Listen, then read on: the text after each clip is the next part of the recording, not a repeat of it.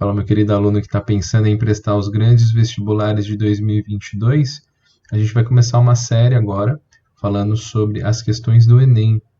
O Enem ele é dividido em 4 grandes partes, né? A área de humanas, a área de linguagens, a área de matemática e a área de ciências da natureza. É nessa área que vamos focar, porque a área de ciências da natureza engloba aí 3 grandes disciplinas: física, química e biologia. Claro que não iremos fazer as partes de química e biologia, porque não é a proposta do canal. Aqui a gente vai focar na área de física. Então, são 45 questões da área de ciências da natureza, né? Então, imagina-se uma média de fazer 15 questões para cada uma delas. Claro que vão existir conteúdos, questões, que vão ter um pouco de interdisciplinaridade entre duas disciplinas da área de ciências da natureza com que a gente vai trabalhar. Mas, essencialmente, a gente vai estudar essas questões mais voltadas para a área da física, né? Então, a gente vai fazer aí 30 questões ao total, mais ou menos, para provas de 2021. Por que isso? Para o Enem de 2020, né? 2021 vai ser esse ano. Por quê? Porque são, imaginando, 15 da prova digital, o Enem digital, que muita gente acabou não fazendo, né? Porque fez o Enem tradicional, e mais outras 15 que são do Enem tradicional. Isso é uma média, vai ter talvez um pouquinho mais, um pouquinho menos, mas nós vamos ficar aí nessas 2 semaninhas tentando fazer esses conteúdos sobre esses temas. Então, espero que você aproveite, preste bastante atenção, fique atento. São questões que muitas vezes a gente tem que ter um raciocínio. Raciocínio vale mais a pena do que ficar fazendo um monte de contas, você vai perceber isso durante essa prova, mas que também trazer para você uma análise daquilo que o Enem cobra nesse conteúdo. Então vamos lá. Ele começou aqui com a prova, né? A segunda questão aí da nossa prova. Eu estou fazendo uma prova de versão amarela, mas se de repente foi outra versão que você escolheu, não tem problema. O adaptador do tipo tomada T, né, é um acessório utilizado em domicílios para ligar vários aparelhos eletrodomésticos em única tomada. Você já deve ter visto isso, também é conhecido como Benjamin, né, ou também é o T com que a gente trabalha. Conectar 3 aparelhos de alta potência em um mesmo adaptador pode superaquecê-lo. A gente vê isso muito no terceiro ano, né? É o efeito Joule, onde eu converto a energia elétrica em energia térmica.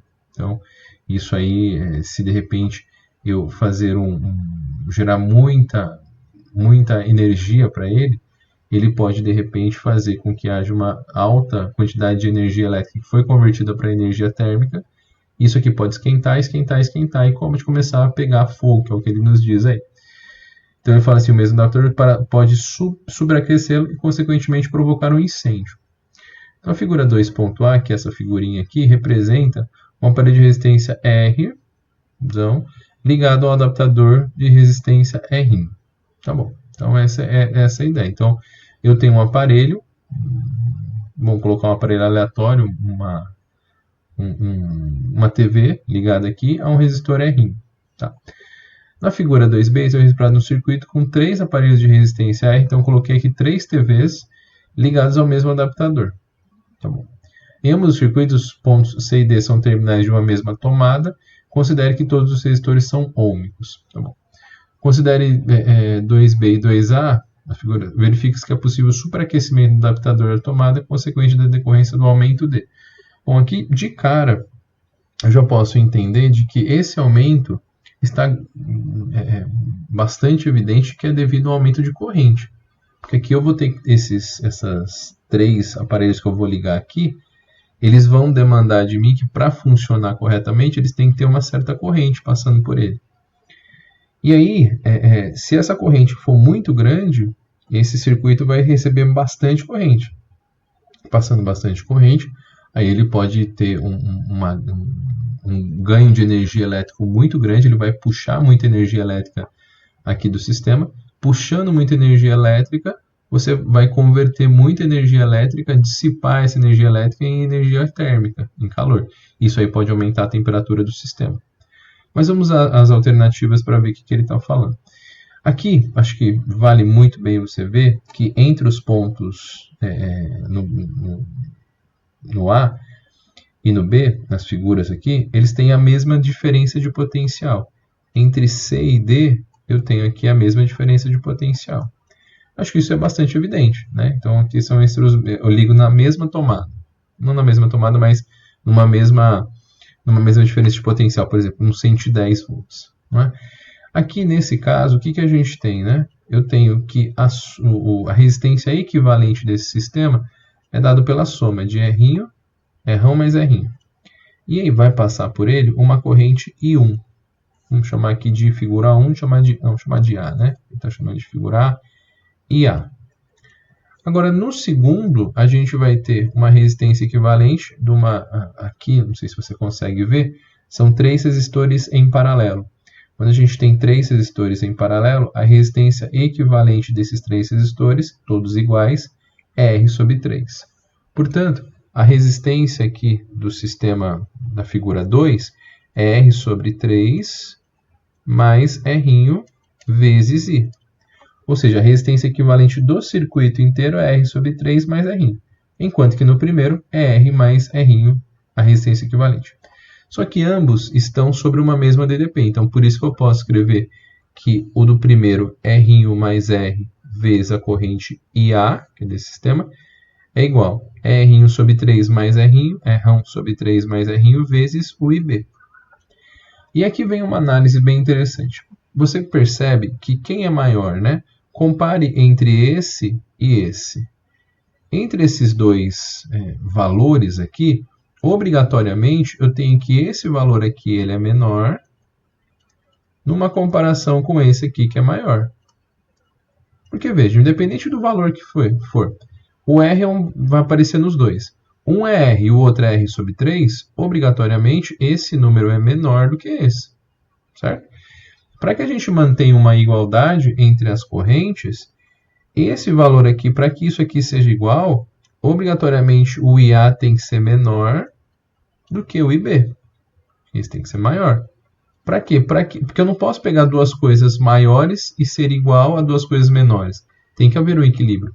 Então, obrigatoriamente, eu vou ter que a corrente que eu tenho para IA tem que ser menor, né? Menor do que a corrente que eu passo por IB. E aqui é uma relação bastante simples. Então, eu posso dizer que, numa comparação, aqui eu tenho o IA passando, né? IA passando e esse aqui o IB passando. Então, ele está dizendo para mim que no circuito passa muito mais resistência I aqui, um valor maior aqui, do que numa comparação com esse daqui. E aqui que está o grande problema, né? Porque nessa comparação entre um e outro, no resistor R tem uma corrente maior do que na corrente nesse primeiro. Nesse sistema, a corrente que passa por aqui é maior do que passa por esse. Isso que vai gerar o superaquecimento aí dele, né? Então, a análise que eu vou ter aqui entre eles, eu vou eliminar aquilo que está errado de cara, assim, que a gente pode ver. Por exemplo, ó, a resistência equivalente entre C e D, né? A resistência equivalente entre C e D, uma vai valer R sobre 3 mais R, e a outra R mais R. A gente acabou de falar que no sistema do B, o B ele é menor do que no sistema do ar. Então ele está falando que verifique se o superaquecimento da tomada acontece no aumento da resistência equivalente. Não, na verdade está ocorrendo uma diminuição. Isso aqui então está falso, está errado. A corrente entre C e D. A corrente entre C e D, de fato, houve um aumento quando eu comparo essa primeira condição com essa segunda. E é o que de fato faz ter esse superaquecimento. Quando passa muita corrente no circuito, a gente pode gerar um superaquecimento aí dele. Passa mais corrente, há uma quantidade maior de movimentação aí de partículas, né? Partículas como elétrons livres fazendo nesse movimento. E esse movimento pode gerar um aquecimento, uma dissipação de energia na forma térmica. Então, com certeza, essa aqui é a alternativa correta. Mas vamos ver as outras duas. A tensão entre C e D. A tensão entre C e D é a mesma, tanto esse quanto esse. Agora veja, isso aqui também está errado. Agora a análise, tanto na tensão quanto na corrente em R, isso não implica para mim no meu sistema. E por que eu te digo isso?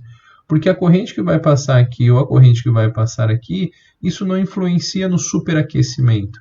O superaquecimento vem da corrente que vai passar pelo circuito.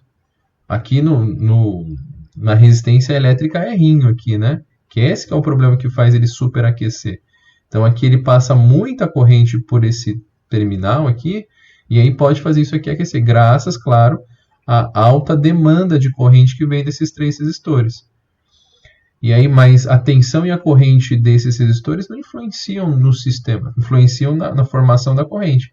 Mas isso aqui que não é o que vai tornar possível o superaquecimento. Então, tanto a tensão em R quanto também a corrente não influencia, e sim a corrente que vai atravessar o C e D que pode fazer esse R ter uma alta corrente e essa alta corrente gerar calor, e gerando calor pode ter um superaquecimento.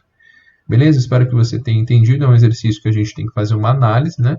Qualquer dúvida, deixe seu comentário aqui que eu possa ajudar vocês. Beleza? Mais uma questãozinha, a gente vai fazer um longo caminho. A gente sempre está fazendo exercícios às 2 horas da tarde e às 8 da noite.